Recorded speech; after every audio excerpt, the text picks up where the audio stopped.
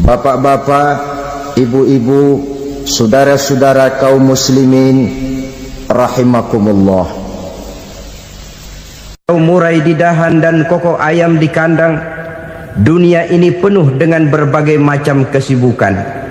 Sejak dari petani yang turun ke ladang, pedagang yang berangkat ke pasar, pelajar yang menuju sekolah, sampai kepada pegawai yang berangkat ke kantor, seluruhnya tidak lain untuk mencari sesuatu yang bernama bahagia. Setiap orang menginginkan kebahagiaan, dan tidak seorang pun menginginkan kesengsaraan dalam kehidupan ini. Namun nyatanya tidak setiap orang yang ingin bahagia mengetahui jalan yang harus ditempuhnya untuk sampai kepada kebahagiaan itu. Maka pada kesempatan pertemuan kali ini, saya ingin menyampaikan sebuah hadis dari junjungan kita baginda Nabi besar Muhammad sallallahu alaihi wasallam yang termuat dalam kitab Mukhtarul Ahadits An-Nabawiyah, di mana beliau bersabda, arba'un min sa'adatil mar'i. Ada 4 perkara yang merupakan tanda dari orang bahagia. Saya mau tanya, di antara saudara-saudara yang hadir di sini, apa ada yang kepengen jadi orang sengsara? Seluruhnya tentu ingin mendapatkan kebahagiaan. Maka menurut resep dari Nabi kita, tanda orang bahagia itu 4. Jadi kalau saudara ingin bahagia, harus mempunyai 4 perkara ini. Yang pertama, orang bahagia itu kata Nabi, darun wasi'un, punya rumah biar bagus asal gede, enak ngaturnya, daripada sudah punya rumah kecil adanya di pinggir kali, gubuk, kalau hujan bocor miring lagi, kiamat. Loh, kalau gitu Islam materialis dong. Hadis ini boleh diartikan dengan makna hakiki, arti yang sebenarnya, boleh diartikan dengan makna majazi, arti kiasan. Kalau dia diartikan dengan arti kias, maka yang dimaksud darun wasi'un ay qalbun wasi'un, rumah yang luas tidak lain daripada hati yang lapang. Karena di situ kunci kebahagiaan yang sebenarnya. Walaupun kita cuma tinggal di petak berukuran 2 kali 3 meter, kalau hati kita luas-luas rasanya rumah itu. Tapi biar rumah kita halamannya saja puluhan ribu hektar, ada kolam renangnya, kamar tidurnya tidak lagi terhitung, kalau hati yang menempati rumah itu sempit, maka akan terasa sempit jugalah rumah itu. Tempat bergantungnya tidak lain adalah hati. Marilah kita mencoba melihat berbagai pandangan orang tentang bahagia ini.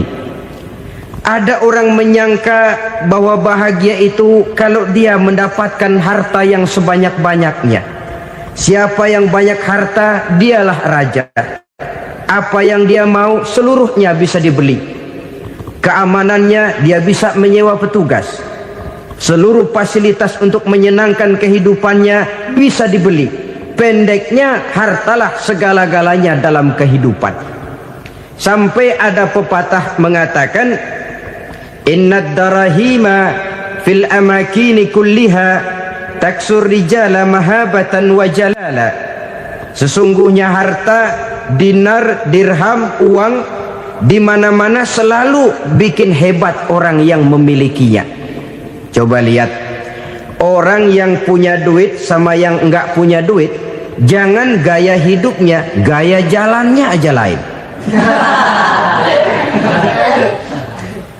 Wahia lisanun liman arada fasahatan, wahia silahun liman arada qitala. Uang adalah senjata yang paling ampuh bagi orang yang mau pergi perang, dan lidah yang paling fasih bagi orang yang mau bicara. Kalau bicara dengan lidah macet, cobalah bicara dengan harta, lancar. Sampai ada pepatah demikian, segalanya bisa diatur dengan harta. Maka di kalangan orang yang berpandangan semacam itu, seluruh kegiatan hidupnya hanya terfokus kepada bagaimana mengumpulkan harta yang sebanyak-banyaknya. Tidak peduli halal haram, tidak kenal sore pagi siang dan malam, tidak sempat sujud, jauh dari agama, jauh dari kehidupan yang bersifat ruhaniyah, jauh dari Allah dan sebagainya. Sampai dalam Al-Quran dikelompokkan dalam kelompok yang dinamakan lumazah. Allazi jama'a malahu wa 'addadah yahsabu anna malahu akhladah. Mereka mengumpulkan harta sebanyak-banyaknya dan menyangka bahwa harta yang banyak itu dapat mengekalkan hidupnya, mengekalkan kekayaannya, mengekalkan kebahagiaannya. Saudara hadirin yang berbahagia, kalau pandangan hidup ini benar, artinya kalau harta memang merupakan satu-satunya hal yang dapat membuat orang bahagia, tentu di rumah mewah tidak akan pernah ada tangis derita. Tentu di satu tempat di mana fasilitas hidup serba menunjang tidak ada yang namanya penderitaan. Tapi suka dan duka, sedih dan gembira, senyum dan tawa adalah milik setiap orang, baik dia punya harta maupun dia tidak punya harta. Nyatalah bahwa harta semata-mata bukan merupakan jaminan bahwa orang akan bahagia, walaupun tanpa harta orang sulit untuk bahagia. Saya mau cerita, ada orang super kaya, namanya Aristotle Onesimus, raja tanker Yunani. Dia punya kapal tanker saja konon sampai 11 banyaknya. Punya perusahaan penerbangan yang disebut Olympic Airlines. Punya hotel di berbagai kota besar di dunia ini, sejak dari New York, London, Paris, Rome dan sebagainya. Bahkan punya pulau yang dia namakan Pulau Scorpio. Ini kan namanya sudah kaya nggak tanggung-tanggung, punya pulau. Nah, dia punya 2 orang anak, yang satu laki-laki namanya Alexander, yang satu perempuan namanya Maria Onesimus. Seluruh harapannya tertumpah kepada anak lakinya Alexander ini, yang akan meneruskan usahanya, meneruskan kekayaannya, meneruskan dinastinya. Apa yang terjadi? Ternyata anak yang dia harapkan yang bernama Alexander ini mati muda dalam kecelakaan pada waktu dia olahraga. Apa olahraganya? Namanya olahraga anak orang kaya, golongan jet set. Olahraganya olahraga pesawat terbang.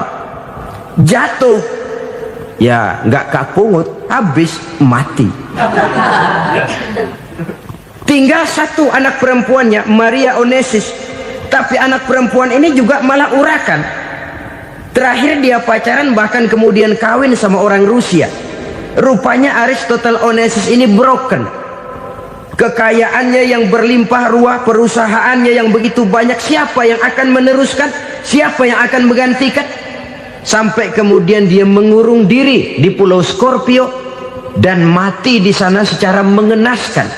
Seorang multi jutawan, seorang yang super kaya, mati menyendiri di pulau sepi. Ibarat kata pepatah, anak ayam mati di lumbung. Bukan kekurangan makanan, keurugan makanan. Begitu kehidupan Aristotle Onesimus. Dan banyak orang-orang yang sudah demikian kaya sampai dibingungkan oleh kekayaannya sendiri. Telusurilah kehidupan David Rockefeller misalnya, Henry Ford misalnya, Adnan Khashoggi misalnya. Multi jutawan yang kadang-kadang dibuat keder oleh kekayaannya sendiri. Pantas ketika Imam Ali ditawarkan orang, "Ya Ali, kalau kepadamu disuruh pilih ilmu atau harta, kau pilih mana?" Ya jelas pilih ilmu dong. Kenapa? Pertama, ilmu kalau kita berikan kepada orang lain tambah. Tapi harta kalau kita berikan kepada orang lain kurang. Saudara punya uang 10.000, dibagi orang 5.000, jelas uang saudara berkurang. Tapi saudara punya ilmu, diberikan kepada orang lain, orang lain bisa, saudara pun makin mantep. Tidak lantas jadi bodoh karena ngajarin orang. Saudara bisa Fatihah lalu mengajarkan orang Fatihah. Orang bisa, saudara pun makin hafal. Tidak lantas setelah diajarin orang ilmunya hilang. Begitu datang dia minta orang, tolong ajarin saya Fatihah, udah habis, nggak ada.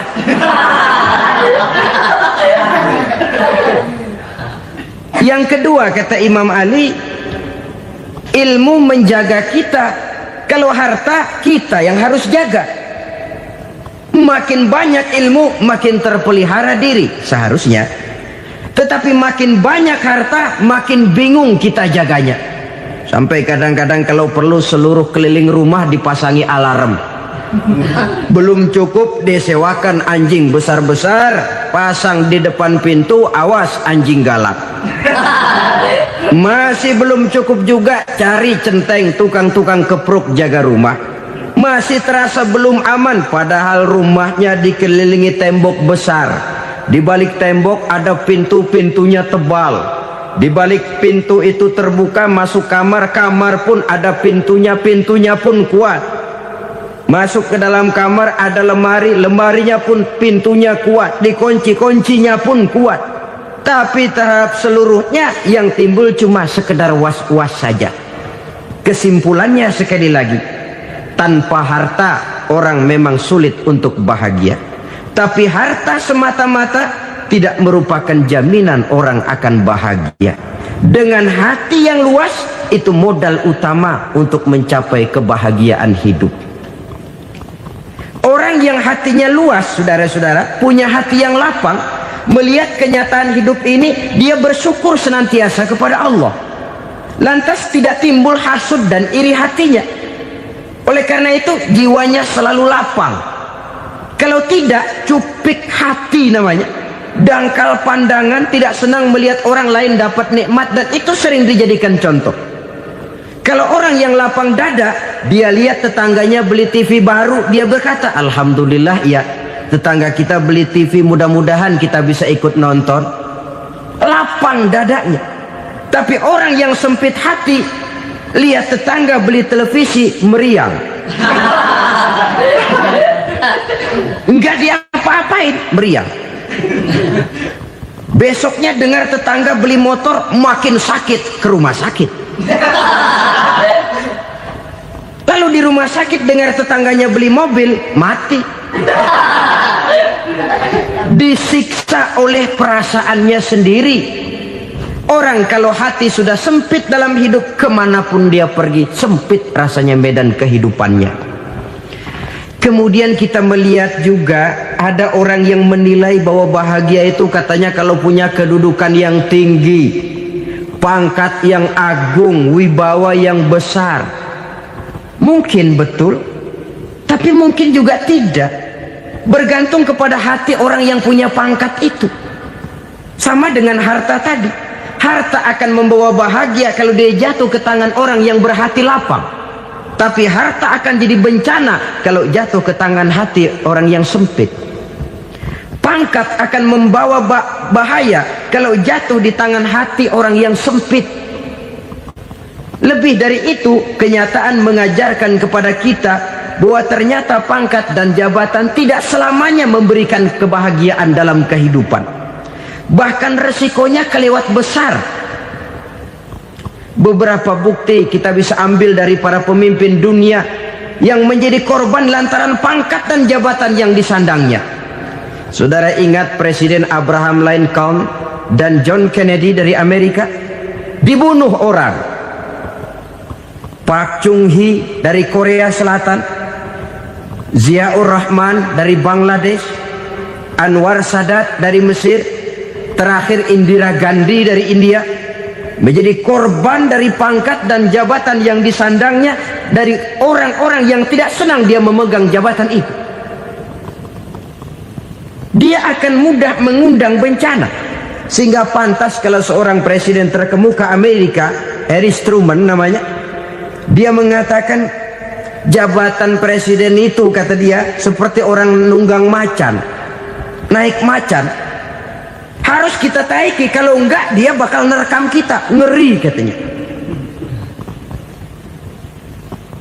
Adapun orang yang hatinya lapang, kalau dia menerima pangkat dan jabatan, dianggapnya itu satu kesempatan untuk berbuat baik.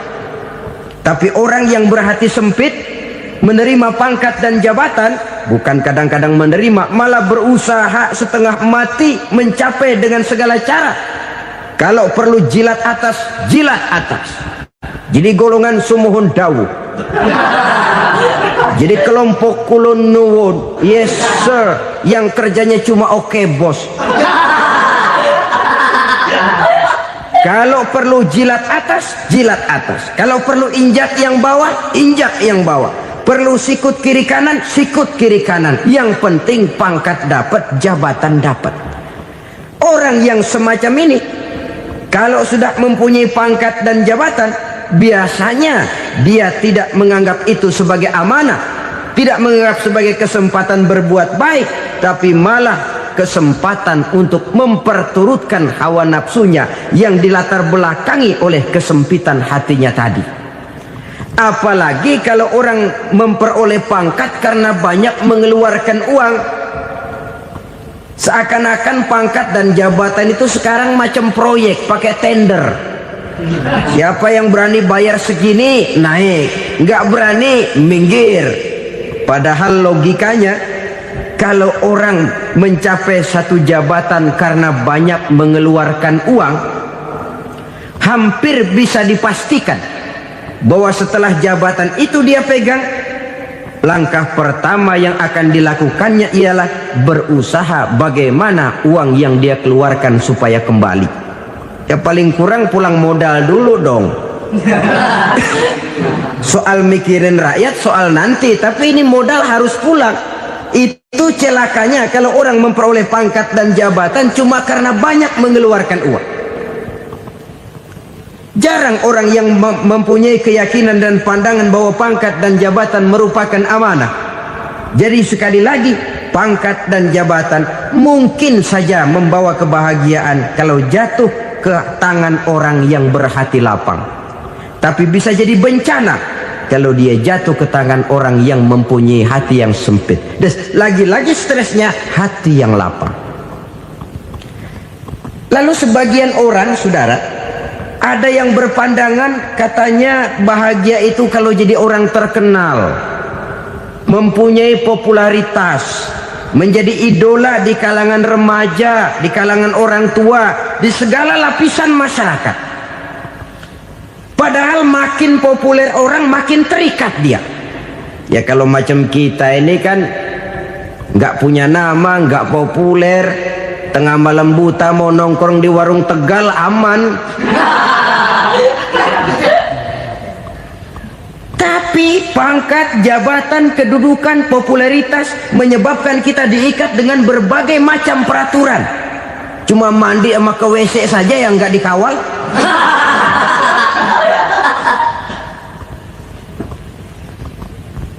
Benarkah popularitas, ketenaran membawa kebahagiaan? Mungkin. Ya, tapi mungkin juga tidak. Kenapa? Banyak orang-orang populer yang mengakhiri hidupnya secara tragis. Kita ambil beberapa nama. Di Amerika tahun 60-an ada bintang seksi paling terkenal yang dijuluki sex bomb. Bom seks. Sampai sekarang jadi legenda, namanya Marilyn Monroe.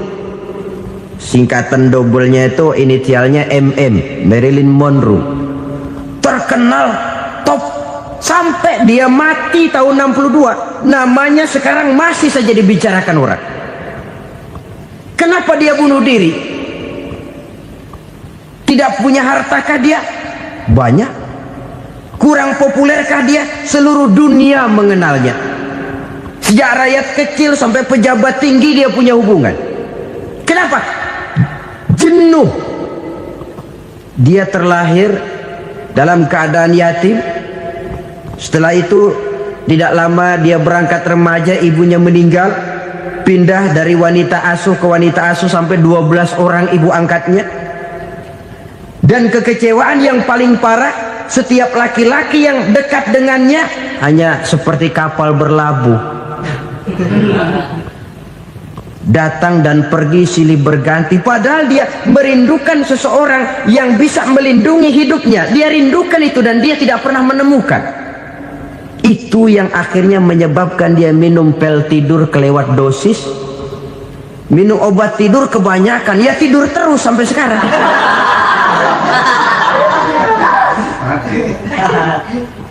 Dia mengakui, saya telah memiliki ketenaran, tapi saya tidak pernah hidup dalam ketenaran itu.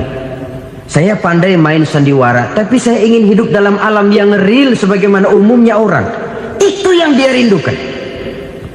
Menyusul jejak yang namanya Marilyn Monroe ini, Billie Holiday, saudara kenal tentu, di rumah sakit dirawat. Dia juga minum obat overdosis, mati lagi. Jimi Hendrix minum obat tidur overdosis kelewat batas, mati lagi. Lalu yang menghanyutkan diri di danau, Janis Joplin dan Brian Jones. Ini orang-orang populer, orang-orang terkemuka yang mengakhiri hidup secara tragis, bukan karena tidak terkenal, mungkin karena sudah saking terkenalnya. Contoh paling belakangan, Bruce Lee. Wah, ini tukang-tukang keprok tentu kenal siapa dia. Sampai sekarang pun tabir kematiannya masih merupakan misteri.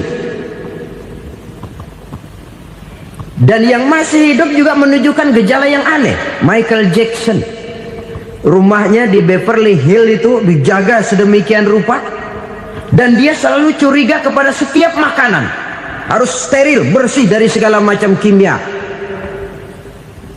Kemana dia pergi, itu tukang-tukang keprok sudah selalu menjaga dan mengawal, dan dia seakan takut menunjukkan mukanya yang asli. Hingga kalau tampil ke tengah di luar show, dia kadang memakai pakaian yang tidak menunjukkan dia yang sebenarnya, takut dikenali orang. Ternyata popularitas sering jadi momok yang meracuni kehidupan manusia. Oleh karena itu, benarlah junjungan kita pada saat beliau mengajarkan orang akan bahagia kalau dia mempunyai hati yang lapang. Nah, sekarang masalahnya untuk mendapatkan hati yang lapang, caranya bagaimana? Kita kembali kepada konsep Quran. Allah mengajarkan, ala inna bi dzikrillahi tatmainnul qulub. Ketahuilah bahwa dengan banyak mengingat Allah, hati akan tenang, jiwa akan lapang. Dengan kata lain, dekat dengan agama, merasakan kehadiran Allah dekat dalam hidup.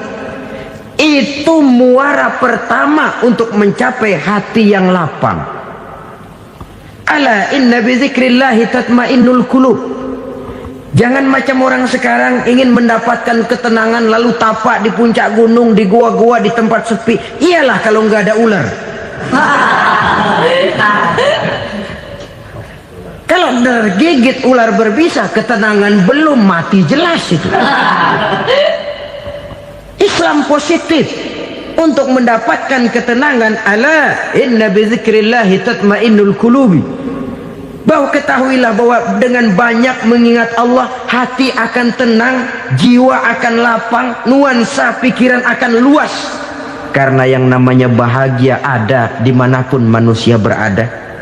Di kampung ada bahagia, di kota ada bahagia, di ngarai, di lembah, di gunung, di hutan, di lautan, di angkasa luar, dimanapun bahagia itu ada kalau kita bermodalkan hati yang lapang ini. Dan hati akan lapang kalau kita dekat dengan agama. Dekat dengan harta buat sementara hati mungkin tenang, tapi ketenangan yang relatif dan temporer.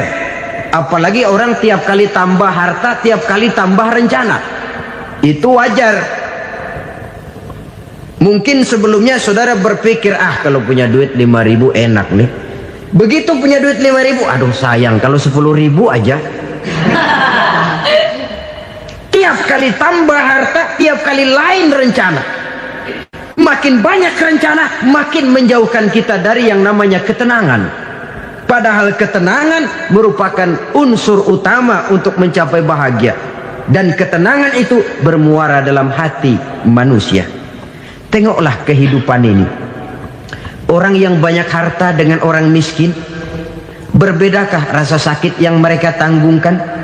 Rasanya tidak.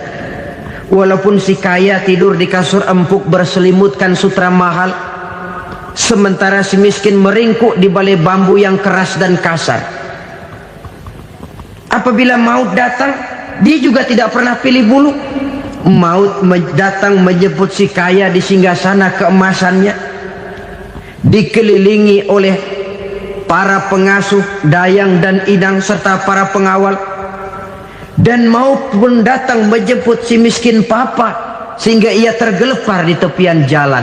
Kedua-duanya bernama mati. Kalau nyata bahwa sakit yang ditanggung si kaya tidak beda dengan sakit yang ditanggung si miskin, bukan harta semata yang membuat orang bahagia. Hati yang tenang, jiwa yang lapang penuh kedamaian karena banyak berzikir dan mengingat Allah, itu merupakan modal utama untuk mencapai sesuatu yang bernama bahagia.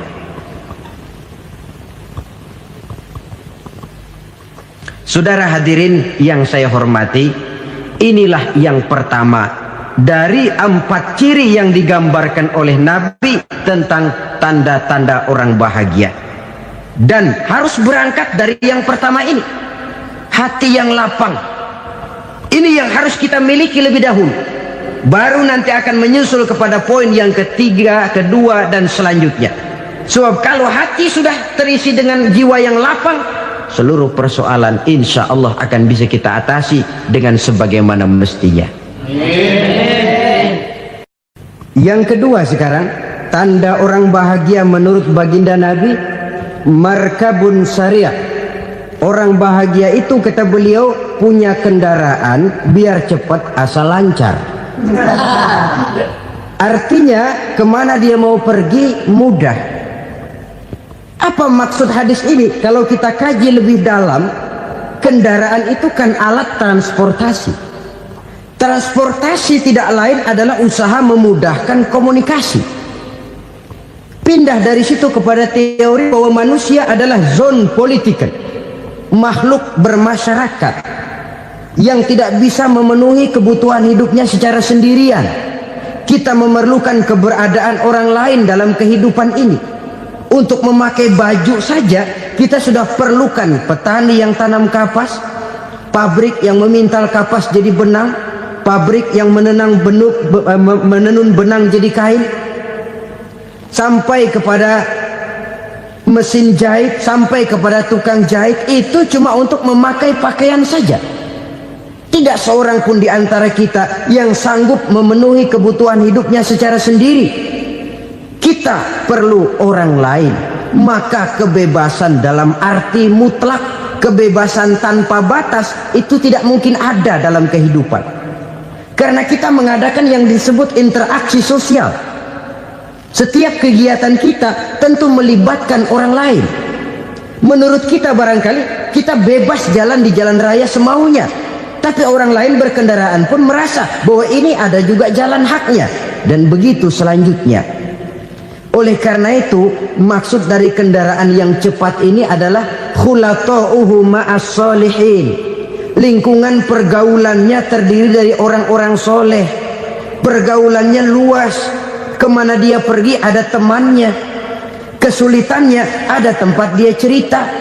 Dan kesulitan kalau sudah diceritakan kepada orang lain, taruh kata orang itu tidak bisa menolong, namun menceritakannya kepada orang yang kita percayai, kan paling kurang sudah mengurangi beban jiwa, mengurangi tanggungan batin, merasa masih ada tempat kita cerita. Maka lebih baik orang awam yang mau bergaul ketimbang orang setengah alim tapi ngunci pintu. Sebab nantinya akan timbul sikap picik, cupik pandangan, dan tidak luas menghadapi kenyataan dalam kehidupan ini. Namun yang harus kita garis bawahi, pergaulan memang mesti luas. Namun jangan sekali-kali lupa bahwa pergaulan sangat besar pengaruhnya dalam ikut membentuk kepribadian manusia. Sehari-hari bisa kita bilang, Kalau kita dekat sama tukang minyak wangi, sekalipun nggak dibagi minyaknya, baunya tentu dapat. Betul? Tapi dekat sama tukang elas, walaupun nggak kena apinya, asapnya mesti kena. Kalau Syauqi mengatakan lebih jelas lagi, man asyaral asyrafa asa musyarrafan wa muasyiral anzali ghairu musyarrafin.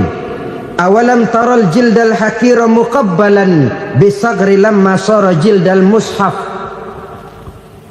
Siapa yang bergaul dengan orang mulia, dia bakal ikut menjadi mulia. Tapi siapa yang berteman dengan orang hina, dia tidak bakal ikut menjadi mulia. Tidakkah kau lihat, kata Syauqi, kulit kambing yang hina pun dicium orang ketika menjadi kantong Quran. Kulit kambing hina, kalau dia sendirian gak ada yang mau cium. Tapi begitu dia bergaul dengan Quran, menjadi kantong Quran, dipakein minyak wangi, ditaruh di tempat yang tinggi, mau diambil dicium dulu, dibawa dengan penuh hormat dan hati-hati. Kulit kambing yang hina lantaran berteman dengan Quran, numpang mujur. Tapi coba lihat kalau kulit kambing berteman dengan kayu, jadi beduk, habis. Zohor dikemplang, asar dipukul. Itu pun sedikit saja, cuma salah milih teman. Yang temannya Quran dihormati orang, yang temannya kayu lantaran jadi beduk, gelap-gelap subuh orang udah kemplangi.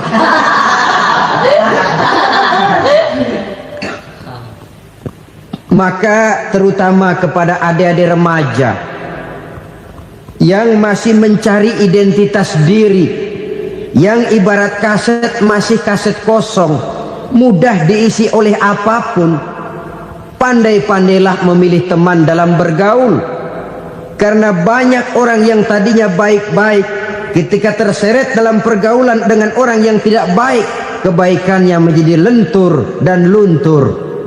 Tapi berapa banyak bajingan-bajingan tengik, orang-orang yang berlumur noda dan dosa, tiap hari melakukan maksiat, namun bergaul dengan orang yang baik-baik, pada akhirnya sedikit demi sedikit beringsut dan berangsur dia terbiasa mengikuti kebaikan-kebaikan. Saya tekankan ini kepada remaja karena mereka masih mencari identitas diri. Apa yang mereka lihat mereka mau, apa yang mereka dengar mereka ingin tahu. Coba lihat kehidupan remaja. Pulang nonton film Rambo, pengen jadi Rambo, gagah, maunya belekai melulu. Pulang nonton film Superman, pengen bisa terbang. Pulang nonton India, nyanyi melulu. Wajar, mereka masih mencari identitas diri. Saya ini sebenarnya siapa? Lingkungan, pergaulan akan membentuk itu. Karena itu pandai-pandailah bergaul, karena ia sangat besar pengaruhnya dalam ikut membentuk kepribadian manusia. Apalagi sifat yang jelek lebih cepat menularnya ketimbang sifat yang baik. Sifat yang baik, watak yang soleh itu lambat sekali untuk menular. Tapi yang tidak baik, kan prosesnya mah kalau remaja biasanya mula-mula dengar. Karena dengar lalu pengen tahu. Karena pengen tahu lalu ngeliatin. Begitu ngeliatin kan pengen nyobain. Setelah nyobain ketagihan. Nah, ini prosesnya. Yang namanya ganja, morfin, narkotik, awalnya kan begitu. Mula-mula denger, katanya kalau sudah fly to the sky, sudah melayang ke langit, katanya disitulah puncak kebahagiaan. Mulanya cuma denger. Karena denger pengen tahu. Karena pengen tahu lalu ngeliat, kumpul sama orang yang suka ngeganja. Setelah ngeliat, nah pengen ngerasain. Begitu ngerasain enak juga, ketagihan. Kalau sudah ketagihan jadi penyakit kronis, bisa merembet kepada yang lain. Iya, kalau orang tuanya mampu untuk beli morfin, beli ganja. Kalau tidak kan pikirannya ngayap, jemuran siapa ya gue sabet. Timbullah perbuatan-perbuatan negatif yang bermula dari salah pergaulan. Apalagi buat adik-adik remaja yang tinggal di kota-kota besar, yang pengaruh budaya, pengaruh kesenian, pengaruh struktur kehidupan yang nampak makin individualistis, di mana persaingan tajam, tensi ekonomi tinggi, orang mudah mengalami stres. Pandai-pandailah dalam bergaul, sekali lagi, karena ia sangat besar pengaruhnya dalam ikut membentuk kepribadian manusia. Orang bahagia punya kendaraan yang cepat, artinya punya pergaulan yang luas, dan lingkungan pergaulannya terdiri dari orang-orang yang soleh. Kemana dia pergi ada teman, kesulitannya ada tempat dia cerita. Tapi kalau sudah menyendiri, hidup sendiri, kesulitan dipikiri sendiri, bisa mati belum waktunya. Tidak ada tempat berbagi rasa, tidak ada tempat bercerita, tidak ada tempat mengurangi beban dalam kehidupan. Pantas betul kalau Islam sangat menggalakkan dan menganjurkan orang kalau sudah sampai waktunya itu untuk melangsungkan nikah. Kata Nabi, ya ma'syaras syabab man istata'a minkumul ba'at falyatazawwaj. Hai para pemuda, kalau sudah mampu memberi nafkah, kawinlah, nikahlah kamu. Kenapa? Sudah ada teman hidup, tempat berbagi rasa. Kesulitan kalau ada tempat cerita akan lebih ringan ketimbang kita telan sendiri, walaupun bobot kesulitannya sama beratnya. Saudara-saudara kaum muslimin rahimakumullah, inilah ciri yang kedua, punya kendaraan biar cepat asal lancar. Kemana kita mau pergi gampang. Dengan kata lain, setelah hati yang luas, pergaulan yang luas. Dua. Yang ketiga sekarang, tanda orang bahagia itu menurut Nabi, misbahun mudhi'un, punya lampu yang terang. Oh, itu enggak problem. Sekarang sudah zamannya listrik masuk desa, Pak. Lampu sudah terang semua. Betul, kalau itu yang dimaksud. Tapi tidak cuma itu. Karena lampu yang dimaksud di sini, lampu yang akan menerangi seluruh perjalanan hidup. Dan perjalanan hidup itu sudah dimulai sejak kita terlahir ke alam ini, sampai masuk ke alam barzah, kumpul di padang mahsyar, sampai ke akhirat. Lampu yang menerangi itu yang diperlukan. Kalau lampu, katakanlah yang paling top sekarang kan lampu jenis Mercury.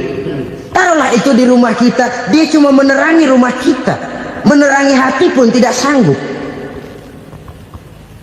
Bila kita masuk ke alam barzah, alam kubur, sanggupkah si Mercury yang begitu terang menerangi alam barzah kita? Tidak sanggup lagi. Sanggupkah lampu yang ratusan watt, bahkan puluhan ribu watt menerangi kehidupan di padang mahsyar? Tidak akan sanggup lagi. Kalau demikian, yang dimaksud lampu yang terang di sini apa? Tidak lain amal soleh, kebajikan yang kita lakukan dalam hidup. Itu yang akan jadi lampu penerang. Di dunia nama kita akan terang. Jasad kita boleh hancur terkubur tanah, tapi nama kita akan dikenang orang. Begitulah kalau orang meninggalkan kebajikan dalam hidup seperti sekarang. Ribuan orang tiap saat berziarah ke kubur Imam Syafi'i, ke kubur Imam Malik, ke kubur Imam Ghazali, ke kubur orang yang baik-baik, orang yang soleh-soleh. Kebajikannya yang ditinggalkan, yang mengukir namanya dengan tinta emas, sehingga saudara sudah terbaring di alam kubur. Orang lewat, Allah, ini kuburannya Fulan bin Fulan, dulu ini kebaikannya Masya Allah, saya ikut merasakan. Mari kita mampir sebentar, kita Fatihah, mohon disampaikan Allah pahalanya kepada almarhum. Al-Fatihah. Itu kalau orang baik-baik. Lalu saudara tanya, Pak, orang mati dikirimin Fatihah apa nyampe pahalanya? Saya jawab, kalau saudara nggak percaya, mati dulu dah. Nanti saya Fatihain, tungguin di sana. Umpama nggak sampai, balik lagi kemari. Sekarang ini kan maunya otak-otakan saja. Kalau nggak masuk otak, nggak percaya. Padahal alam gaib itu nggak bisa diotak-otakin. Sama saja dengan saudara pernah dengar cerita kapal tanpa emas tenggelam kan? Pernah nggak? Di mana? Ya, di laut Masa Lembo. Begitu ke tanpa emas tenggelam, ratusan penumpang itu terjun ke laut, dipermainkan gelombang, berjuang menghadapi maut itu. Orang lagi timbul tenggelam di lautan, dihantam ombak, kita tengokin pakai helikopter. Pak, lagi timbul tenggelam ya? Iya, tolongin. Jangan khawatir Pak, nih saya kirim intan Pak, harganya 10 juta. Kira-kira orang yang timbul tenggelam di laut seneng nggak? Tidak. Kan mahal toh intan 10 juta. Kenapa dia nggak senang? Karena intan 10 juta dalam kondisi seperti itu tidak sanggup menyelamatkan dia. Dia akan girang kalau dikirimin ban mobil bekas, dikirimin papan terentang atau bambu. Intan yang 10 juta dia nggak girang, ban mobil bekas yang 1000 perak tuh pegang, itu yang dia girang betul. Inilah sebabnya Nabi berkata, mal mayyitu fi qabrihi illa kal ghariqil mutaghawwis. Orang yang meninggal di alam kuburnya seperti orang timbul tenggelam di lautan. Yantaziru da'watan min ahli, menunggu doa dari keluarganya yang masih hidup. Duh, bapak saya sudah meninggal, saya sayang benar sama dia. Kirimin kulkas ke kuburannya Itu sama saja dengan tadi orang tenggelam di lautan dikirimi intan yang harganya 10 juta, tidak sampai. Begitulah kalau kebajikan yang kita tinggalkan dalam hidup, sudah mati pun kubur kita masih diziarahi orang. Tapi kalau jahat yang kita tinggalkan, boro-boro lah orang mau doa lewat dekat kuburan kita juga serem. Tuh bajingan no, dulu mati dipendem di situ tuh. Jangan lewat situ, ntar kesurupan, jangan. Lewat saja orang ngeri. Konon lagi membacakan Fatihah dan mengirimkan doa. Hidup pada hakikatnya adalah kesempatan untuk berbuat baik. Maka sekali kesempatan itu diberikan, manfaatkan dengan sebaiknya. Sebab kesempatan kedua tidak akan pernah ada. Kesempatan berbuat baik di sini, di akhirat sudah pembalasan namanya. Sekali kesempatan itu dicabut, dia tidak akan pernah dikembalikan lagi. Kata Iqbal, hidup tidak mundur ke belakang, Bung. Berhenti diinjak orang, mundur hancur. Tidak ada kata mundur dalam hidup ini. Berhenti diinjak orang, mundur kecebur. Tidak ada kata lain, harus maju dalam kehidupan dalam artian yang positif. Hidup adalah kesempatan untuk mengumpulkan kebajikan yang sebanyak-banyaknya. Di situ nilai daripada manusia. Sekarang ini memang nggak kelihatan kok, orang yang banyak pahala sama yang banyak dosa nggak kelihatan kok. Barangkali kalau habis bikin dosa palanya pada benjol, mungkin orang takut sama dosa. Tapi sekarang sama saja, orang yang banyak dosa dengan yang nggak banyak dosa jalan bareng dari belakang, sama, nggak kelihatan beda. Tapi ada waktunya di mana pahala memegang peranan, di mana dosa diperlihatkan. Sama saja kalau kita bawa mobil siang, lampu kan nggak begitu berfungsi. Apa lalu bilang, alah ini lampu berat-beratin, copot-copotin aja dah. Tidak perlu begitu. Kenapa? Pada satu saat malam senja akan datang. Bila matahari terbenam, senja pun datang, gelap mulai merayap, disitulah baru terasa perlunya lampu. Pahala begitu. Sekarang orang yang nggak ada pahalanya nggak kelihatan dalam kehidupan. Tapi pada satu saat senja kehidupan akan datang. Ajal merenggut nyawa, malam merayap, dan hidup mulai diliputi kegelapan di alam barzah.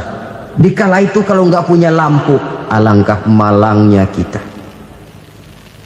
Sebab amal yang baik, kata Nabi, di alam barzah itu akan diciptakan menjadi perempuan yang cantik menemani kita.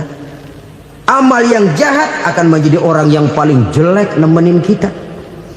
Sudah di tempat gelap yang nemenin jelek.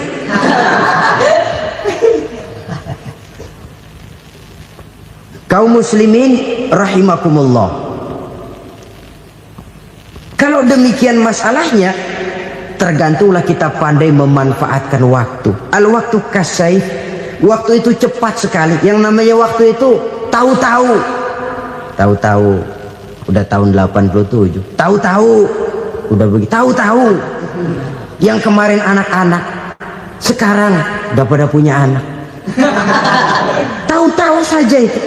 begitu cepat waktu berlalu. Kalau tidaklah pandai kita memanfaatkannya, akan rugi kita. Nabi bersabda, man kana yaumuhu khairun min amsihi fahuwa rabih. Barang siapa yang hari ini lebih baik daripada hari kemarin, itu orang untung. Hari ini lebih baik daripada kemarin, bulan ini lebih baik dari bulan kemarin, tahun ini lebih baik dari tahun kemarin, itu orang yang beruntung. Tahun kemarin sembayangnya maghrib doang, sekarang udah tambah isya. Tahun kemarin cuman Idul Fitri aja ngancem bener, sekarang udah tambah Jumat, lalu tambah lagi maghrib, tambah lagi isya, dan selanjutnya. Hari ini lebih baik daripada kemarin, itu orang yang beruntung. Wa man kana yaumuhu mislu amsihi fahuwa khasir. Lalu barang siapa yang hari ini sama saja dengan hari kemarin, itu orang rugi. Hari ini sama dengan kemarin, rugi itu. Bulan ini begitu, bulan kemarin begitu, tahun ini begitu, tahun lalu juga begitu. Rugi itu orang. Rugi apa? Rugi umur. Umur tambah, amalan gak pernah tambah. Dan saya pikir lebih merupakan azab ketimbang nikmat kalau orang dikasih panjang umur cuma untuk numpuk dosa. Mending mana? Panjang umur banyak dosa sama pendek umur dikit dosa. Mending mana? Mending mana? Ya, paling mending tentu panjang umur banyak pahala. Tapi kalau tidak, sekali lagi, lebih merupakan azab ketimbang nikmat kalau orang diberikan panjang umur tapi cuma untuk sekedar menumpuk dosa. Kehilangan kesadaran bahwa dunia bukan terminal akhir dari satu perjalanan. Dia cuma halte di mana kita berhenti sebentar untuk menuju kepada terminal yang hakiki. Saudara-saudara kaum muslimin rahimakumullah, inilah lampu yang akan menerangi kehidupan, amal yang kita lakukan di dalam kehidupan. Jadi yang dimaksud dengan lampu yang terang, kebajikan yang kita kerjakan dalam hidup. Nah, setiap orang di awal tadi saya bilang ingin bahagia.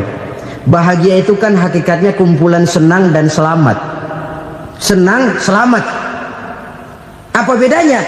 Senang tapi tidak selamat, nggak bahagia. Selamat tapi nggak senang, nggak bahagia orang. Contoh, kalau orang korupsi, duitnya banyak, senang dia, tapi keselamatannya. Ada tentara baris di samping rumahnya udah bingung, padahal tentara latihan. Tentara cuma latihan, dia bingung. Senang, tapi karena keselamatannya tidak terjamin, dia tidak bahagia. Sebaliknya pegawai negeri jujur benar, cuma segaji-gajinya, selamat nggak korupsi tapi melarat, ya nggak bahagia juga, kurang senang. Kesenangan dan keselamatan untuk dunia saja, ya sekali lagi, kalau cuma sekedar untuk dunia saja, bisa dibeli pakai uang, bisa dibeli pakai uang. Saudara ingin selamat, bisa dibeli pakai uang. Saudara ingin senang, bisa dibeli dengan uang. Tapi setelah mati masuk ke alam barzah, habis kekuasaan uang. Nggak bisa lagi beli keselamatan pakai uang, tidak mungkin lagi membeli kesenangan dengan uang. Di situ pahala yang megang peranan. Makin banyak pahala, makin banyak saham untuk membeli kesenangan dan keselamatan, untuk memperoleh yang namanya bahagia. Dan jangan lupa loh, di alam barzah kita nggak sebentar, menunggu datangnya kiamat. Loh iya, kalau kita begitu dikuburin terus kiamat datang, untung. Tapi kalau masih harus 1000, 2000, puluhan ribu tahun yang akan datang, dalam satu penantian yang begitu lama, tanpa saham untuk memperoleh kebahagiaan, satu kemalangan yang tidak ada pernah putus-putusnya. Janganlah tergelincir oleh kebahagiaan sebentar yang menipu dengan mengorbankan kebahagiaan hakiki yang berjangka panjang. Apa artinya senyum sejenak kalau harus ditebus dengan tangis seumur hidup? Biarlah kita minum jamu, pahit memang, getir memang, tapi kan besok badan sehat. Daripada sekarang minum sirup, manis memang, enak memang, tapi bibir pada jontor besok. Sirawan, batuk, nggak karu-karuan. Banyak orang tertipu oleh kesenangan yang sebentar, padahal laisa kullu ma yalma'u zahaban. Belum tentu semua yang berkilat itu emas, belum tentu semua yang gemerlap itu intan. Karena itu marilah manfaatkan kesempatan yang diberikan Allah ini untuk mengumpulkan kebajikan yang sebanyak-banyaknya. Yang terakhir sekarang, yang keempat, tanda orang bahagia kata Nabi. Zaujatun salihah. Orang bahagia itu tanda yang keempat kata Nabi, punya istri biar cakep asal taat. Sudah surga itu sudah. Cakep taat. Istri kayak gitu, kalau belum mati jangan dikuburin dulu itu. Sudah cakep taat lagi, tapi kadang-kadang enggak, udah jelek ngadat melulu. Apa yang mau dipilih? Sebab itu Quran mengatakan istri pakaian untuk suami, suami pakaian untuk istri. Kenapa suami istri diibaratkan pakaian? Alangkah tingginya gaya bahasa Quran ini. Suami istri teman hidup, hidup perjalanan panjang. Sejak kita dalam rahim sudah ada hidup kan di sini. Sampai ke alam dunia, masuk ke alam barzah, kumpul di padang mahsyar, sampai menuju akhirat, itu perjalanan hidup. Carilah istri atau suami teman hidup yang membawa manfaat tidak hanya kehidupan di dunia ini, sampai di alam barzah, sampai di padang mahsyar. Suaminya mungkin meninggal lebih dulu, atau istrinya mungkin meninggal lebih dulu, tapi suami atau istri yang masih hidup berbuat kebajikan. Suami saya meninggal, ada hartanya, saya sedekahkan, niat pahala untuk almarhum suami saya. Ini teman hidup, tidak dibatasi dan tidak bisa dipisahkan oleh maut sekalipun. Zohirnya mungkin pisah, badannya mungkin pisah, tapi hatinya, jiwanya, kebersamaannya dalam menghadapi kehidupan. Karena itu saudara-saudara, bahasa Quran indah. Suami istri diibaratkan seperti pakaian. Apa fungsi pakaian? Pertama, pakaian jadi kebanggaan. Artinya suami harus menjadi kebanggaan istri, istri harus jadi kebanggaan suami. Yang kedua, pakaian itu kan fungsinya menutup aurat. Artinya sesama suami istri harus saling menjaga kekurangan masing-masing. Jangan malah sesama suami istri saling membongkar rahasia dan aibnya sendiri-sendiri. Istrinya diceritain jeleknya di mana-mana, atau suaminya dibongkar rahasianya di pasar umum. Itu sudah tidak lagi berfungsi sebagai pakaian. Kenapa semua ini diperlukan? Karena kita menyadari bangsa yang baik terdiri dari masyarakat yang baik. Masyarakat yang baik merupakan susunan dari warga yang baik. Warga yang baik adalah terdiri dari rumah tangga yang baik. Dan rumah tangga yang baik merupakan susunan dari pribadi yang baik. Dari situ langkah dimulai. Membangun satu bangsa yang baik diawali dengan membangun rumah tangga yang baik, dengan menciptakan pribadi-pribadi yang baik. Sehingga dari sini diharapkan berkembanglah nilai-nilai kebaikan. Orang akan bahagia mempunyai istri yang soleh. Kenapa? Tidak ada seorang suami bisa sukses jadi apapun dia, apapun profesinya. Dokterkah, kiaikah, mubalikah, petanikah, pengusahakah, pejabat tinggikah, tidak ada seorang suami yang bisa sukses tanpa peran serta istrinya. Walaupun memang peranan itu tidak begitu kelihatan, tapi sangat menentukan.